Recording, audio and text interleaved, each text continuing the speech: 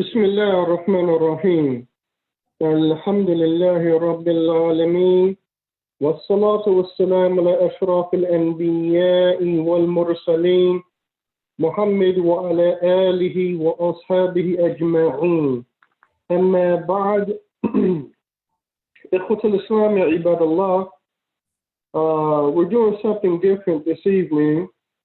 This is the first session titled Let's Do Business. And this particular setting is for the purpose of highlighting brothers upon the Sunnah, their businesses, with the hopes of one, those businesses being becoming known to the people and supported, and perhaps it can also be an encouragement for others to become entrepreneurs in the same regard as the guests that would be in these particular sittings. So, as usual, when I have a guest on any platform of mine, I don't introduce them. I let them introduce themselves. So with that, the first question to my esteemed guests, please introduce yourself, Yani, your name, where you're from, and where you currently reside. Barakallahu fikum. فيكم بارك الله أخي جزاكم الله خير. بسم الله الحمد لله والصلاة والسلام على رسول الله وعلى آله وصحبه أجمعين أما بعد. Thank you for having me on, first of all, Brother Najeeb. May Allah Azza wa Jalla reward you, and may He make this of benefit, especially to the people of Sunnah and to the Muslims in general. Allahumma ameen. So my name is Hamza Abu Sulaiman. I'm originally from Bosnia. I was born in Bosnia, and then once the war happened in the early 90s, shortly after the war happened, my family and I we fled as refugees to Germany, where we stayed for about 7 years, and then in 1999. My family and I came to the U.S. Specifically, we came to West Michigan, to the West Michigan area, Grand Rapids, Michigan. And that's, besides the fact that I left and went and studied overseas, that's pretty much where I grew up and where I spend most of my life is in Grand Rapids, Michigan. Hey, so when you say that central part of Michigan, that's what you're referring to, Grand Rapids. Grand Rapids, correct. Grand Rapids is a city in West Michigan, close to the coast, close to the famous coastal cities such as South Haven and Great Haven, pretty close to those cities, and about 2 hours away from Detroit.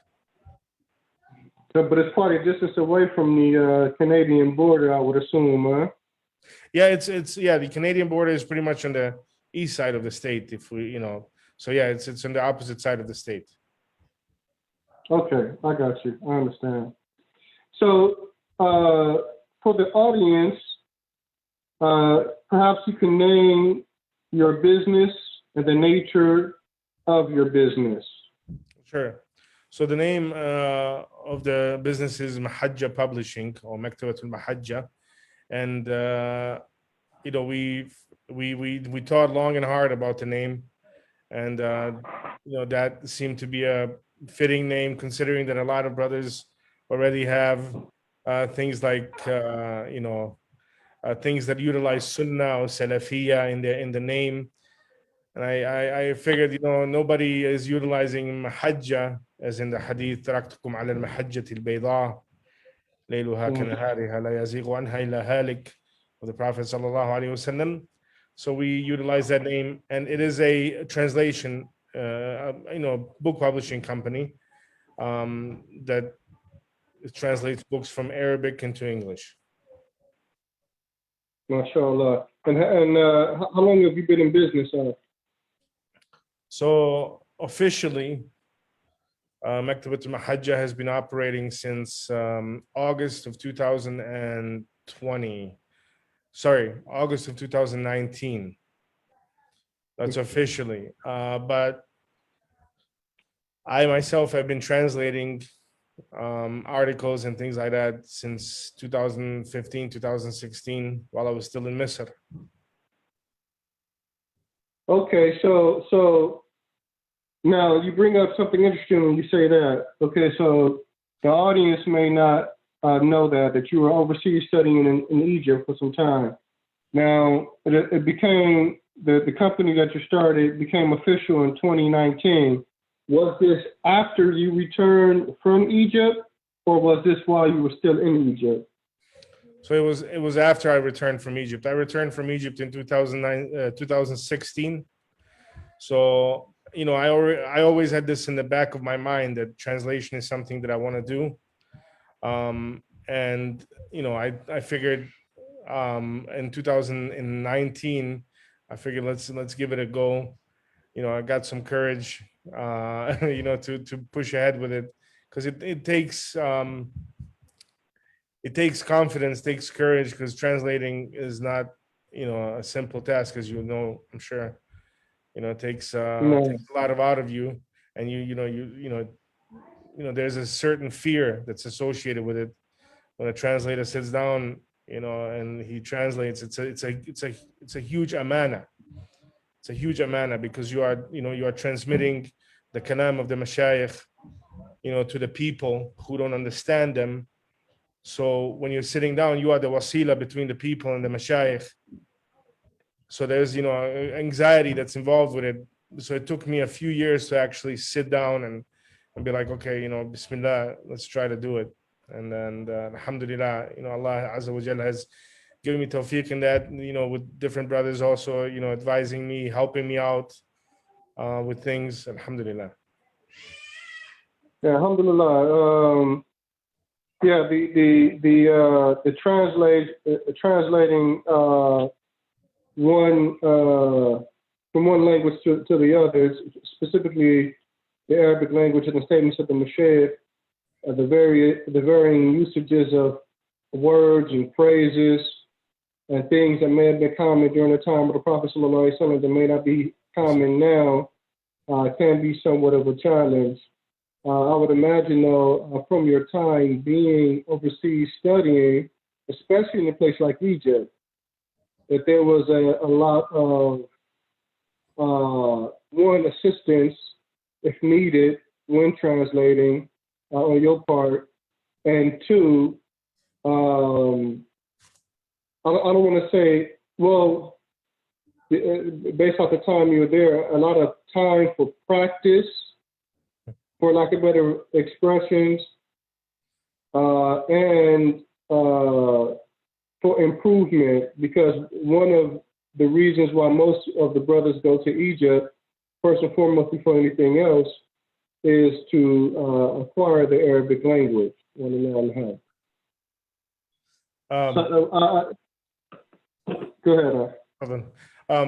Yes, Akhi, definitely. And one of the things that I remember very fondly, from my time in Egypt, is one specific teacher of mine. When I first started studying, I could barely go to the store and buy a liter of milk with the Arabic that I had, but he insisted that even though he spoke English, somewhat broke, but he could communicate. But when we had our classes, he insisted that there was no English to be spoken, and he would explain the Arabic language in Arabic. And I was like, man, can't you just give me the word? You're trying to explain it to me for 5 minutes, this one word, you could just say it in English, He's like, no, I want you to understand it, because it's going to make your thinking, your speaking, quicker. And subhanAllah, that's something that I've appreciated, because truly, now when I think, when I see a word, I don't really try to translate it to myself in English. Rather, I would look for synonyms in the Arabic language. instead of, words that could mean the same thing in the English language. So it has definitely, benefited me a lot. And I'm still in touch with those teachers, with those brothers. And they've been, of great help, alhamdulillah, in the translation process and in, helping out in general, advice, because something, you get stuck, akhi, the native speaker. English is Arabic is my fourth language. My head is getting filled up with words. Sometimes I don't even know what I'm supposed to say, So you get stuck, and alhamdulillah, it's a great asset to have brothers around you who help when you need it. MashaAllah, MashaAllah. And barakallahu fihim. Now, a quick question, because the company, as you said, is a book publishing company. What are some of the works that you guys have published that are available to the people? And maybe some people are aware of them, or maybe some people are not. Barakallahu fik, akhi. So first, we have a website, mahajjapublishing.com. Mahajjapublishing.com. On it, you will find articles. And, a lot of times what we try to do is, and with our articles as with our books, and we've published one book, and I'll touch upon that, inshallah. We try to translate things that have not been translated before, that are kind of niche, kind of unique. So if you go to mahajjapublishing.com, you can find the articles on there. There's articles by Sheikh Ahmed Shakir, who I think, sadly, has been neglected a lot in the English language. Sheikh Ahmed's works have been neglected a lot in the English language, and the Sheikh brings some insight into, he died almost 100 years ago, but the works that he has written, specifically the articles that he has written that have been compiled into a book called Hukm al-Jahiliyyah. It's almost like he was sitting down today and looking at our situation and refuting and writing works against some of these fitan that we are facing. Now, regarding the book that we translated, it's a book. I'll hold it up, akhi. It's a book by Sheikh Badr al-Utaybi. It's advice for strengthening one's memory and curing forgetfulness. And there's actually an interesting story. You can find this book on Amazon. There's actually an interesting story behind this book and behind the translation of this book that we can also touch upon, inshallah. Now,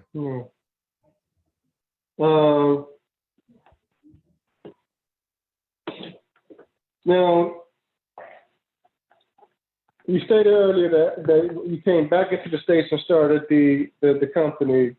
The question would be, what was the circumstance that caused you to start the business after returning back? Was it what was the circumstance in your opinion that caused that to happen? Okay, and that brings us back to this book, actually. Like I said, there's an interesting story. So when the first time that I went to Egypt in 2009, so way back in 2009 is the first time that I went to Egypt. I stayed for about a year, a little bit less, but for about a year. A brother gifted me this book in Arabic. And like I said, that brings us back to this book, actually. At that time, I did not know Arabic. I knew, the hada baytun, hada kitab type of stuff.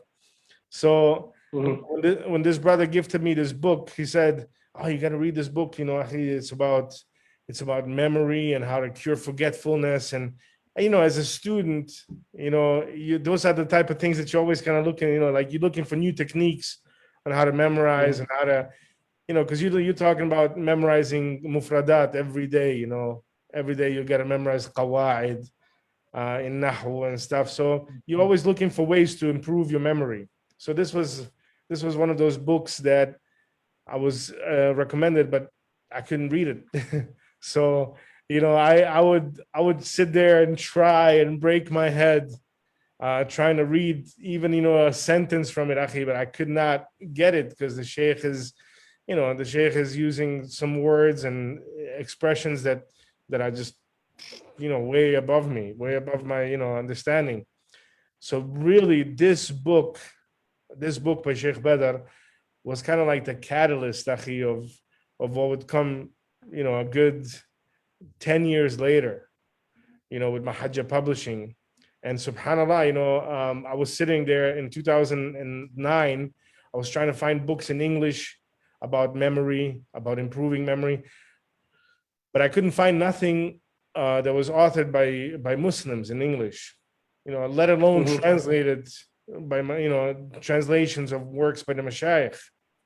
So it was always, some PhDs in Western academia that wrote some, books on memory and how to, and that didn't really interest me. I wanted an Islamic perspective on, how to memorize and how to improve my memory and cure forgetfulness. So when I first came back in 2016, and when I finally decided in 2009 to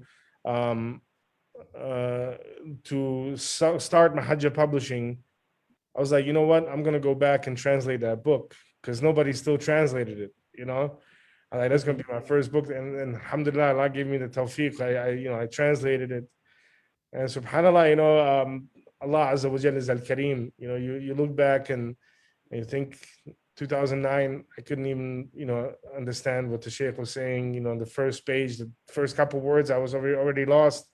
Alhamdulillah, 10 years later, here we are, I translated it. And I think the book was the main catalyst. So basically, I wanted to translate things that I wanted to read, that I would want to read as somebody who, that was the impression. That's the impression I was getting from hearing you talk about that. In fact, that was going to be a follow-up question. Is it that what are of immediate interest to you? Are those the books that you're passionate about as it relates to your translations? Yes. So my question, as a connected to what you just said, I would assume you have some other writings in the works that are about to come out. Do you mind sharing some of that with us, or do you prefer to keep those type of things close to the chest, as the expression goes? No, I definitely don't mind sharing, Akhi. There is one book that I'm working on right now. Alhamdulillah, it's called Al-Musaffa fi Huquq al-Mustafa sallallahu alayhi wa sallam by Sheikh Saleh bin Abdulaziz Sindi, and it's about the specific rights that the Prophet sallallahu alaihi wasallam has over this ummah. And this is one of the things that I haven't really seen in Salafi circles being concentrated on too much, or being given too much attention to. We have a lot of things dealing with, alhamdulillah, of course, this is a ni'mah. We have a lot of things that have been translated and dealing in aqidah, dealing, in all these different things. But, if we are truly claiming to be Salafi upon the way of the Salafus Salih, specifically the followers of Muhammad bin Abdullah sallallahu alayhi wasallam, who is our Imam and our foremost of the Salaf, then we need to have some books that we can rely on in the English language. I mean, in Arabic, it's like an ocean of books when it comes to that, but in the English language, we are very, very poor in that, very miskeen. So, this book deals specifically with the rights of the Prophet sallallahu alaihi wasallam, and the very specific rights that are dealing with what he sallallahu alaihi wasallam has upon the Sunnah, the rights that he possesses upon the Sunnah, and that we must adhere to, and give him, which rights we must give him. So that's the book that I'm working on right now, and it's about, I'd say about 75% finished.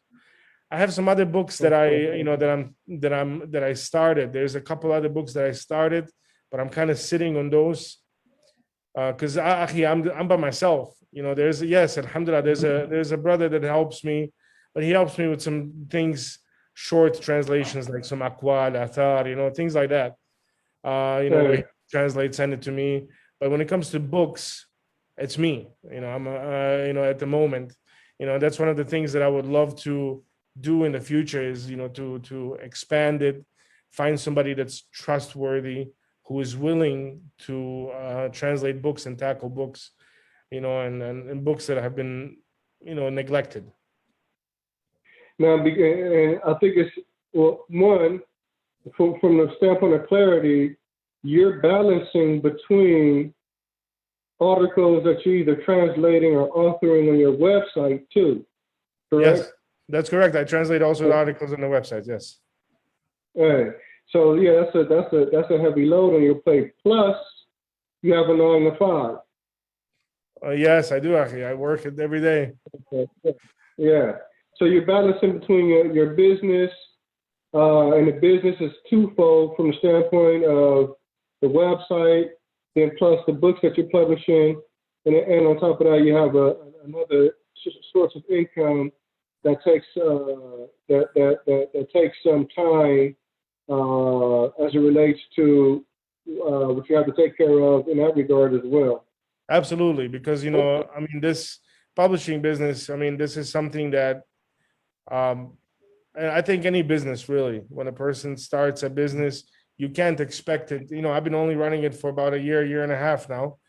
You can't expect it to start booming overnight. Not even in a year or 2 years. You have to have patience. So that leads me to my next question, because it's very interesting. That statement of yours is a very interesting statement. And I think it's important for brothers who are striving to go into business for themselves to pay attention to this next question. And this next question is, what are the challenges that you as an entrepreneur face with getting your business off the ground? How much time you got, Akhi?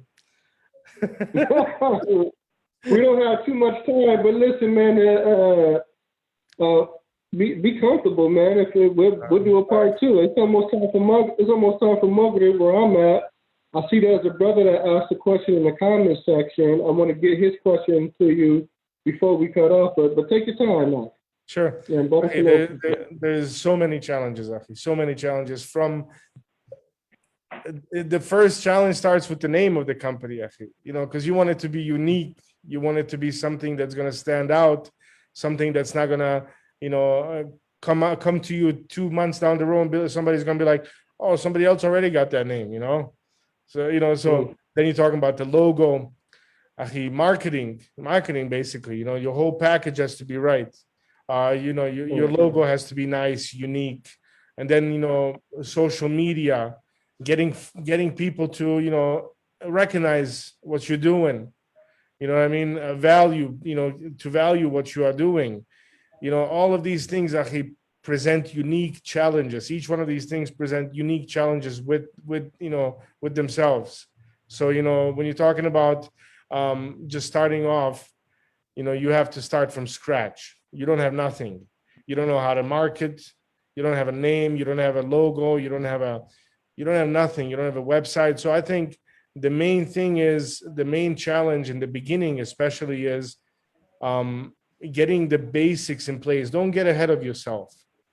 You know what I mean? Don't as we say, don't try to go from running around the soccer field once to running a marathon or something. You know what I mean? Like thinking you can run a marathon. You're not going to be able to achieve that.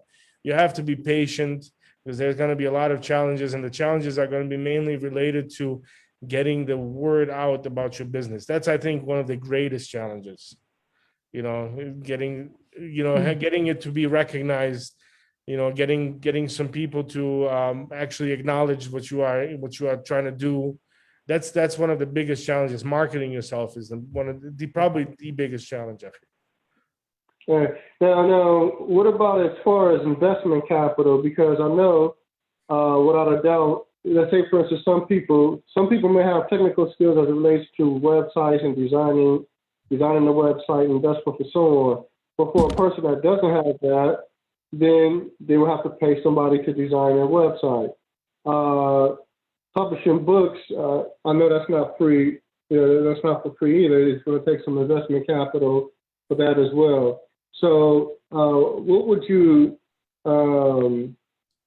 your take be as it relates to investment capital, lack thereof, and still trying to get a business off the ground? Alhamdulillah, as for Mahajja Publishing, and for me personally, I didn't have to invest a penny. The reason being is I finished school for graphic design. So all that stuff that you see, Hajj Publishing, my the logo, the banners for the website, the book covers, everything, that's all me. So that, and then that's one of the things that I would encourage a lot of, if I can't really talk of any other field. Well, actually, in when it comes to business, you're gonna need advertisement. That's there's no way around that. So one of the things, Akhi, which a lot of brothers neglect, I think, is the fact that it's very easy to sit down, especially nowadays, and get on YouTube and find some Photoshop or Illustrator tutorials where you can learn how to make a basic logo. You can learn how to make a basic business card. You can learn how to make all these things without having to spend crazy money on graphic designers who are, expensive. You know what I mean? So when it comes to investment, you're going to have to be ready to invest, obviously, if you don't know how to do these things. And, just, speaking from experience, I really don't have much experience with anything else. But, if you want to hire a graphic designer, which you're going to need, you're talking about $50, $60 an hour or more, you're going to be paying him. Or, if they're charging flat rates, depending on what's being done, logos can run into the thousands, literally, because that's the face of your company. And that's how you're gonna have to look at it. So I would encourage brothers to try to be as independent as possible in everything that they can do.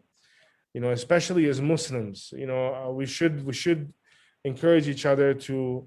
And you never know, you may have a hidden talent. You might set out to open a business selling, I don't know, a bakery, because you're good at baking bread.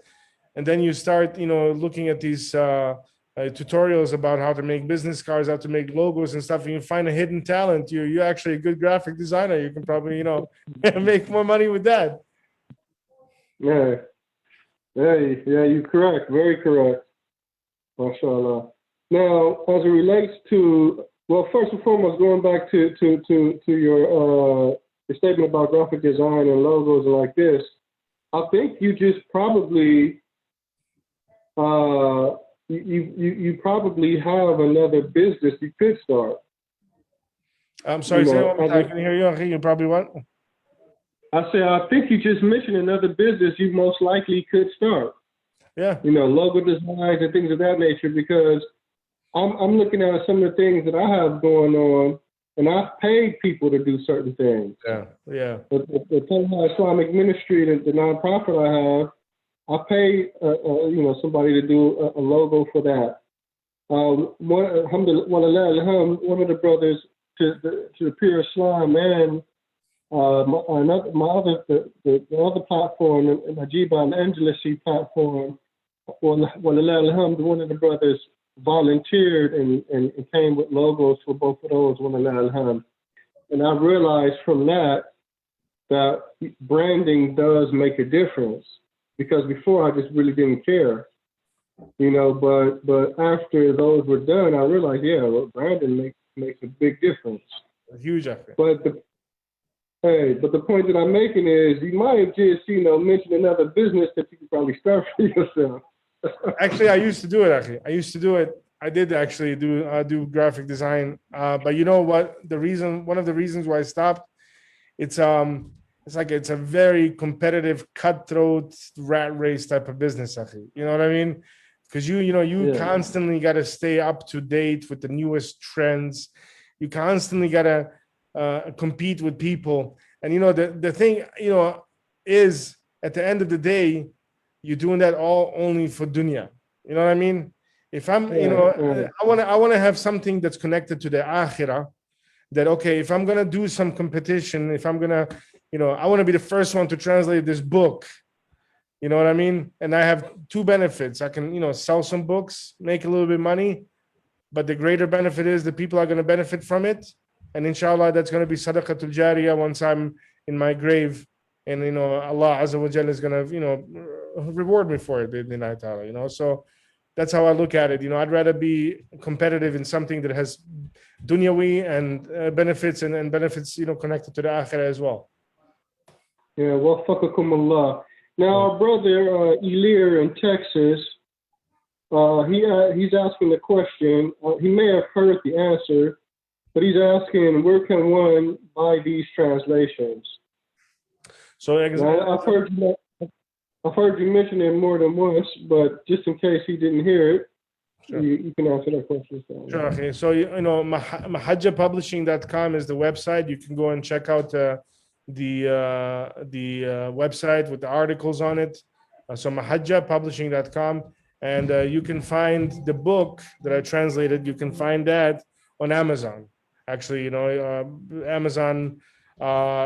If you just go on there, Amazon.com, type in advice for strengthening one's memory and curing forgetfulness. You'll get this right here, this type of cover. If you find this, that's it. You can just order it. It'll come to your door. We are still a small operation. That's why I went through Amazon. I didn't want to print 1,000 books and then I'm stuck in the basement with 1,000 books and only 100 sold or 200 sold or whatever. So. But yeah, those are the two main. And, you can also follow us on Twitter for all the updates. At Mahajja Pubs, MAHAJJ Pubs. Yeah. Okay. Now, what are some of the goals you'd like to see your business accomplish? I would love to get people on board eventually. Who maybe can translate into other languages, languages that are popular. I mean, Muslim, quote unquote Muslim languages, countries with, large Muslim populations, such as, Bosnian, Indonesian, Malaysian, places like that, some, Russian, Russian has a lot, a lot of Russian Muslim. So languages like that, where there's a lot of Muslims, I would like to see, Mahajja actually translate into those languages as well. Waffaqakum Allah. Waffaqakum Allah. And what would your advice be to entrepreneurs hoping to start a business? Tie your camel first. Yeah, so do your part. Do your part first. I mean, don't just start, haphazardly, do everything that if you're going into it, go into it with a professional mindset. A Salafi, a Muslim should be professional. It shouldn't be just, we shouldn't have the worst quality of everything. We should have the best things. So, when you go into something, make sure it looks professional. It's presented in a professional way. Make sure that it's done professionally. Your logo, the way you advertise your business. Make sure everything is a professional, and then tawakkal ala Allah. Don't just go into Microsoft Word and type up something and make it look like it was done in 1995, and then pass that out as your business cards. Try to put some effort into it. That's my point. My point is make it look good, make it look presentable. Try to, figure out what the design trends are of today, because that's a big thing. You can't use, design is one of those things, and that's all connected to your advertisement. You can't use the same design style that was popular 5 years ago today. You have to look into design, because all of these things, they will attract buyers, they will attract customers. These are specific marketers that they develop these design trends, and graphic designers, with one purpose in mind, and that is to attract customers, attract buyers. So you want to make sure you're aware of that when you're going into business. And then once you do your part, once you take the wasa'il, once you take the means, all of everything that you can do yourself, and then you leave it up to Allah Azza wa Jalla, and have a reliance upon Him, and He'll take care of the rest, inshallah. Waffaqakum Allah. Now, because you do have some background in studying, Are you currently involved in any dawah efforts in your locality or online outside of translating? No, okay, this is my da'wah effort. They're translating. I don't trust myself enough to sit in front of an audience. I like to take my time. See, if I mess up while I'm translating, I can always go back and fix it. But if I'm sitting in front of an audience, a slip of a tongue can cost you dearly, and I don't trust myself like that. Yeah, understandable. But if it's brought to your attention, you just say it's a mistake. Keep moving. No, of course. It's just me personally, Akhi. I'm a withdrawn type of person. I don't, even this interview, you remember what I asked you, before.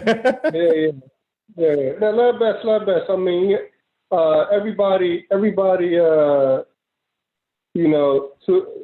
a large degree, tries to, for lack of better expression, stay within their lanes. Sometimes, though, I will say this. Sometimes, though, I believe that sometimes brothers can handicap themselves as well, right? But at the same time, too, I guess that will be a different discussion on what is looked at as worse, someone who handicaps himself or someone who doesn't know his own limits.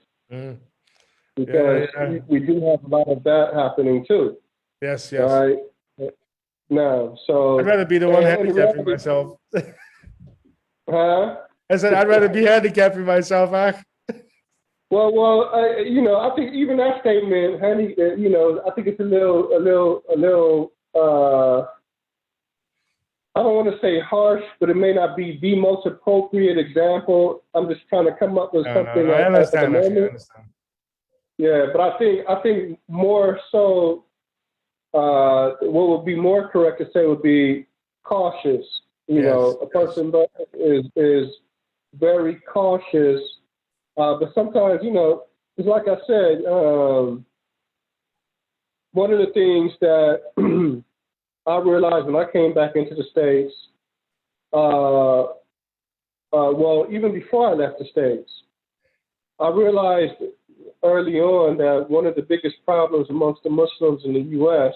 specifically, well, in the world generally, but specifically, and I'm saying the U.S. because this is my home, born and raised, and like this, is that ignorance was rampant. In L.A., in the masajid, generally speaking, ignorance was rampant, and it was a cause to a lot of problems in the community. I'll give you an example. I remember in LA, people used to say that a person cannot be the imam of a masjid if they weren't married. So they were basically making a prerequisite for the position. The imam.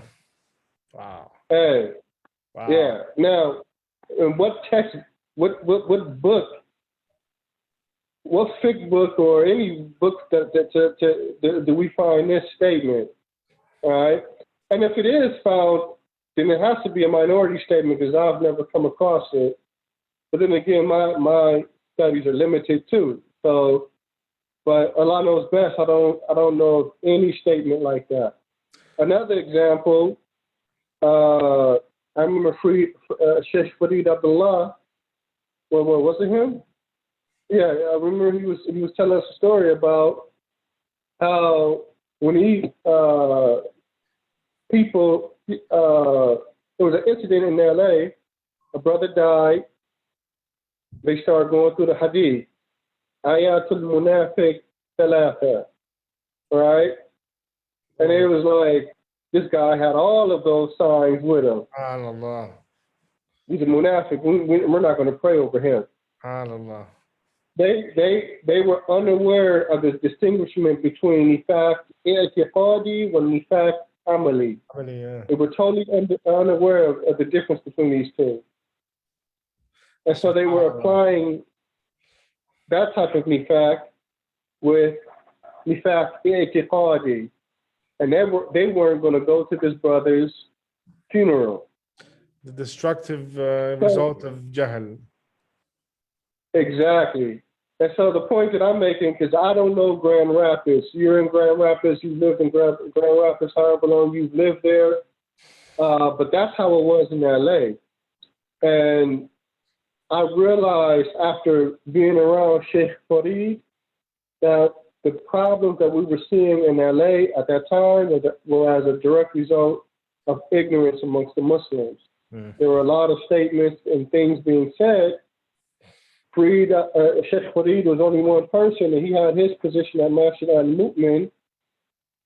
But how many other masajid are in Los Angeles? If we were to take a look at the county is the Los Angeles County is a county that consists of many cities, including the city of Los Angeles.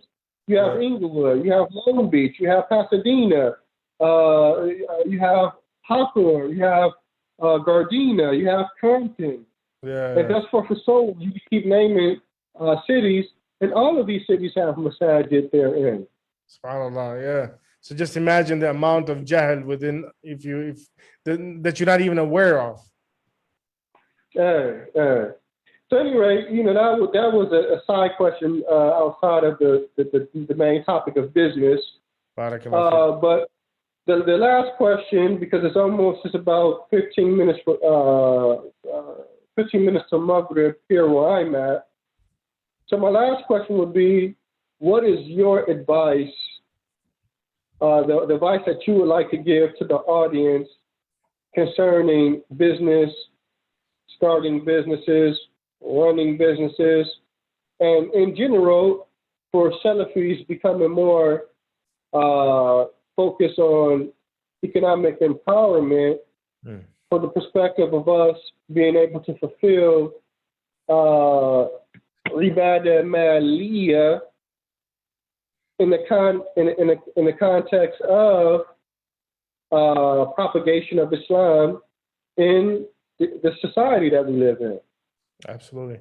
So, Akhi, my advice, I think, to the brothers who are upon the Sunnah, to the Salafi brothers in the U.S. and worldwide, generally speaking, is that try to be independent, when it comes to your money. And that's going to empower you and your family first and foremost, and it's going to empower your community, because there's no reason why the Salafi masajid should always be in the ghettos, located in the ghetto. There's no reason for that. You know what I mean? Why, or even if they're located in the ghetto, there's no reason for us to be struggling always, because we have talent. We have men who know how to do just about anything. It's just a matter of applying yourself and having confidence in yourself. And that's, I think, one of the main things that a lot of us are maybe lacking, Akhi, is, the confidence of actually initiating some type of business, maybe doubts, thinking that it'll fail. I'm gonna, but that's the only way you're gonna find out. If you have $1,000 laying around and it's just sitting there, you're not really doing nothing with it. Find a good way to invest it into a business and go with it. You never know. Allah Azza wa Jalla might turn that $1,000 into $10,000. And if you lose it, okay, well, now what not to invest in anymore. It wasn't a good idea. Move on. But I think the confidence that we as Salafis are lacking is one of the main obstacles on the path to our empowerment and economic empowerment.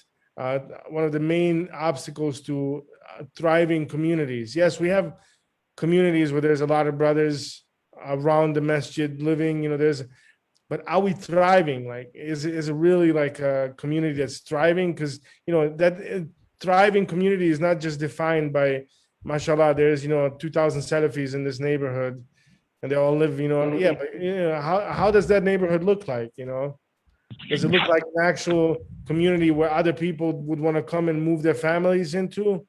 Or does it look like a place where, that people want to avoid? You know what I mean? Yeah. So, that's one of the my main advice is basically have confidence, go out and do what you think, what you think is gonna work out. Try it. Don't hesitate. Do your part. do your part, and leave the rest to Allah. That's the best thing, because that's what I did. When I first started, in this Mahajja publishing thing, I didn't really think, anything of it. I just thought, I'm going to translate a couple articles. Because again, I do this, in a way where if I find something interesting, I'll do it. I'll translate it. When you go to the website, mahajjapublishing.com, you'll see a lot of the articles. Maybe 95% of the people that see them, they're not going to find it interesting. But I found it interesting, and same thing with the book. So, you do what you love. It's that there's that cliche, right? That the cliche statement, if you do what you love, you'll never work a day in your life. That's it. Try to, as long as it's halal, go out, go for it. Go for it. You don't have nothing to lose, man. Yeah. Now, Barakallahu Fik, I want to just touch on one thing you said in your advice, because I don't want people to misconstrue what you're saying. Now, as it relates to masajids being in the ghetto, masajids being in the ghetto is not a problem. No. What's the problem is the lack of funding.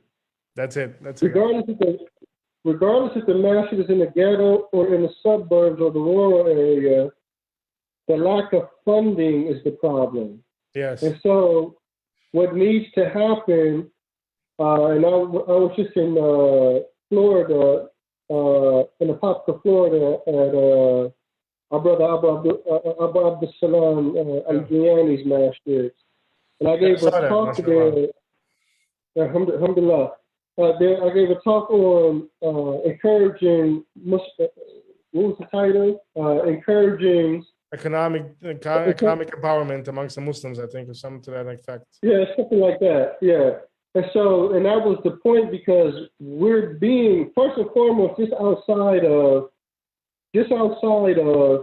people attacking Islam here in the West. I'm gonna sit that to the side for a second. The masajid has basic needs. Mm-hmm. They have basic needs. Any masjid is going to have a light bill, electric bill, water bill. The place is going to need to be cleaned. Depending on the facility, if it's owned and it's under a 501c3 or a 508c1a, then there would be no property taxes anyway. But yet there's still bills coming. Right, of course. And it shouldn't be a struggle every month for those bills to be taken care of. But in order for that to be alleviated, the communities at some point is going to have to come together to improve the economics of the community. Similarly, the communities should have expansion goals. There should be expansion goals. What do I mean when I say expansion goals? Okay, we have children, so we're going to need a school. We have homeless brothers and sisters, so we're going to need transitional homes. Yes. You have homeless brothers and sisters from the 20-something years that I've actually been practicing Islam. We've seen homeless brothers and sisters for varying reasons. If a sister's husband died, my wife had a little sister in New York. She was 100% housewife. He paid all the bills. He passed away. They were living in her husband's family's home. And after she passed away, she has, I'm not sure if she had education or not, but she wasn't working, And the husband's family eventually said, okay, you got to go. I mean, our son has passed away has been passed away for however many months or however long he's been passed away. And we need the house back. Yeah. And so now she's forced to go to the communities for help. So anyway, I'm giving that example to show, brothers and sisters homeless for varying different reasons. we need to be able, the community needs to be able to address that. We have our youth being sucked into the filth that this society has to offer. Yes. You know, we need to be able to address that. If you have a lot of Muslim youth that are into fitness, do we allow them to go into environments where they want to train or whatever, and there's women around, and there's elements, other types of elements that are unfavorable for a Muslim teenager to be around? Yes, without a doubt, any of us are going to say no. So we have to come up with alternative environments that will safeguard our youth from being subjected to the filth that we may have had to have been subjected to when we were youth. Yeah, subhanAllah, for real. Yeah. And all of this comes down to the communities coming together, local communities coming together and hatching out the economic plan for the community, right? And so this is one of the hopes that I see is accomplished with doing interviews like this. Yes. From an individual perspective and from a communal perspective. And Allah Tabaraka wa Ta'ala knows best. I'll give you the last word, inshallah, and then we'll sign off, inshallah. Jazakumullah khair, akhi. Barakallah feek for actually bringing that up. Yeah, I mean, 100% agree, akhi. Even if your masjid is located in the projects or in the ghettos, don't let your masjid be run like it's the projects or the ghettos. You know what I mean? That doesn't, where it is located at doesn't have to influence how it is run. But I appreciate you, akhi, and bringing me on here. Jazakumullah khairan. May Allah Azza wa Jalla, make this of benefit for the Muslims. And I really don't have much to say. I think we covered pretty much everything, and I thank you, akhi. It was a pleasure meeting you as well. We've been talking, but we've never talked face to face. So this was a great opportunity to meet you as well in person, quote unquote in person. Yeah. Barakallahu feek.